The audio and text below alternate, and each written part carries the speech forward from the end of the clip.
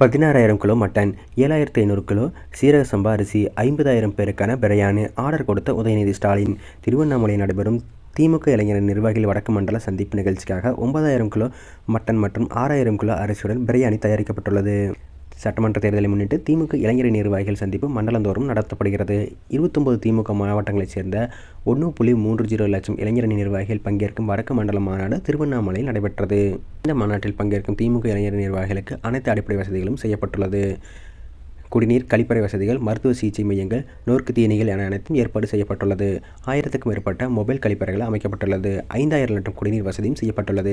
200க்கும் மேற்பட்ட மருத்துவர்களின் முகாம்கள் அமைக்கப்பட்டுள்ளது. இரவு உணவுக்கான சூடான பிரியாணி வழங்கப்படுகிறது. ஒவ்வொருவருக்கும் தனித்தனி டப்பாக்களில் பிரியாணி வழங்கப்பட்டது. இரவு உணவை தயார் செய்ய திருச்சி KMS ஹக்கீம் பிரியாணி நிறுவனத்திடம் ஆர்டர் கொடுக்கப்பட்டது.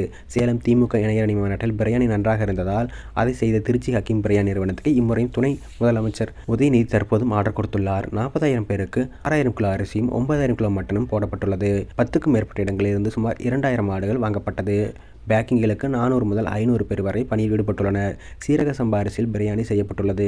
ஒருவருக்கு 1 கிலோ பிரியாணி, 150 கிராம் மட்டன் வழங்குவதற்காக பேக்கிங் செய்யப்பட்டுள்ளது. பேக்கிங் செய்யப்பட்டுள்ள பிரியாணி டப்பாக்கள் அனைத்தும் இளைஞர் நிர்வாகிகள் வாகனங்களில் பகுதி வாரியாக கொடுக்கப்பட்டு போய் வைக்கப்படும். சிற்றுண்டி, ஸ்நாக்ஸ் பாட்டில், முந்திரி, ஆரஞ்சு ஜூஸ், பிஸ்கட், கடலைப்பருப்பி, மிக்சர், காரப்பொரி ஆகியவை வழங்கப்பட்டுள்ளன.